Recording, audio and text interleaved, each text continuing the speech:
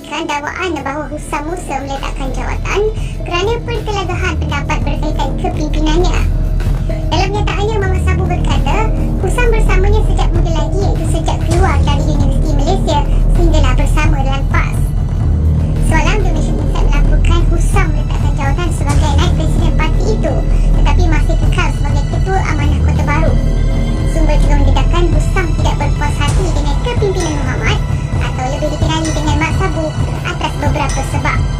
Peletakan jawatan Husam disahkan pengerusi komunikasi amanah Khalid Samad sambil menyatakan peletakan jawatan Husam adalah kerana mahu memberi tumpuan kepada Ustaz.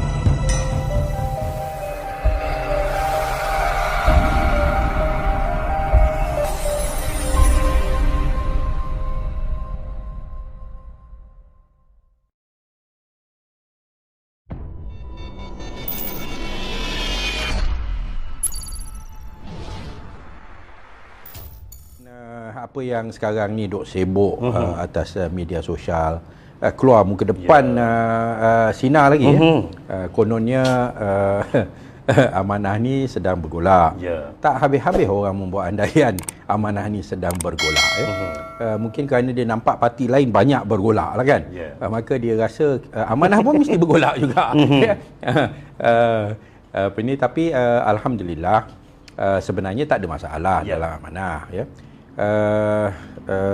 Husam telah bertemu dengan Mak Sabu sebelum kita punya mesyuarat amanah nasional dan menyerahkan surat letak jawatan ya. Dan dia telah panjanglah berbincang dengan Mat. Dia kes empat mata lah bertemu. Dan bila Mak Sabu datang ke mesyuarat nasional, Mak Sabu pun brief kita lebih kurang.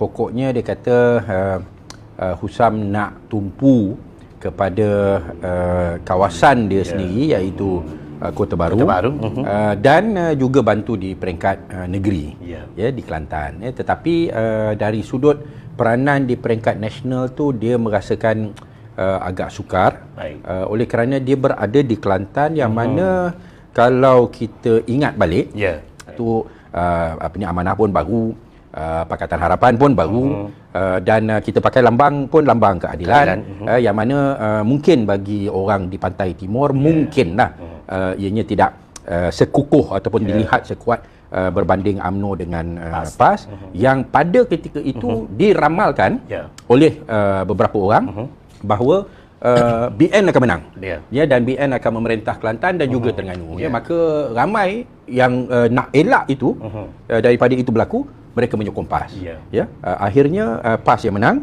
dan kita ni yang pihak ketiga ni dilihat sebagai apa dalam istilah bahasa Inggeris dia kata also ran lah, iaitu bertanding jugalah, tapi tak begitu dilihat sebagai pesaing ya. Dan tak lama lagi ramai yang meramalkan akan ada pilihan raya ke-15 ya. Lalu bagi saya lah ya, memang Husam dia fikirkan benda ini ya. Dan itulah sebabnya mengapa dalam pemilihan tahun lepas dia tak bertanding. Husam tak bertanding ya. Dan bila dia tak bertanding, kita pun heran, dan kita pun lantik dia sebagai naib presiden. Dan dia atas sebab tidak mahu mengecewakan kehendak rakan-rakan, dia terima ya. Tapi mungkin bagi dia dah fikir ni masalah, Terengganu ni masalah, dia nak beri tumpuan kepada Kelantan dan Terengganu ya. Dan itulah sebabnya kenapa dia tak bertanding. Tapi akhirnya bila kita desak juga dia terima ya. Tapi akhirnya bila dia fikirkan balik mungkin, dan dia rasakan dia kena beri tumpuan kepada Kelantan dan khususnya kawasan Kota Baru, kerana Kota Baru tu dia bertanding, dia tak hilang deposit tapi kalah. Tapi ianya merupakan satu kawasan yang ada potensi, yang sekiranya dia benar-benar menggembelingkan segala jentera dan dia berikan fokus dan sebagainya, insya-Allah PRU ke-15 ni ada rezeki beliau ada kemungkinan kita boleh menang di beberapa parlimen. Mungkin DUN takkan berlaku lah kerana kerajaan Kelantan pun dah kata kalau ada PRU 15 peringkat nasional, peringkat parlimen, DUN takkan bubar, dia kata. Maka kita akan tumpu pada parlimen dan kita kena menang paling kurang satu parlimen.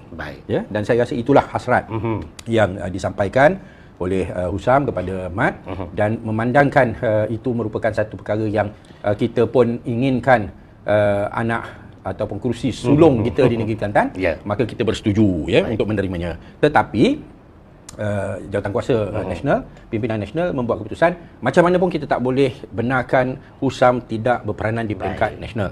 Paling kurang ya dia bertindak sebagai penasihat ataupun pemantau ya biro-biro yang utama seperti strategi, komunikasi, biro pilihan raya dan sebagainya supaya dia tak hilang. Ya pasal kita anggap dia sebagai salah seorang pimpinan utama. Kita kena faham dalam amanah ni ya kita ni semangat setia kawan dan kebersamaan tu cukup mendalam ya. Kerana kita telah lama bersama lama bersama dengan Husam tu daripada zaman dia bersama dalam PAS, kita keluar kita zaman pemuda kita keluar daripada PAS, kita tumbuhkan amanah dan sebagainya. Memang kita anggap dia sebagai salah seorang star kita pimpinan utama kita. Maka kita nak dia kekal di peringkat nasional, tapi kita faham hasratnya ya. So bila dia memohon hasrat juga. Kita hormat, kita setuju, tapi pada masa yang sama kita nak tawarkan. Hanya pada mesyuarat 7 hari bulan September ke 6 hari bulan September itu sepatutnya saya keluarkan kenyataan. Tetapi oleh kerana tawaran untuk dia menjadi sebagai penasihat itu ataupun ada yang cadang sebagai pengerusi tidak dimuktamadkan lagi kerana tak bincang dengan dia lagi, kerana nak dapatkan persetujuan dia dulu kan. Sekarang kita buat kenyataan kita tawarkan dia, tiba-tiba dia tolak lagi lah jadi sikit kan. So kita nak kena duduk dan bincang dengan dia dan insya-Allah ianya akan dapat diselesaikan dalam lepas tu kita pula sibuk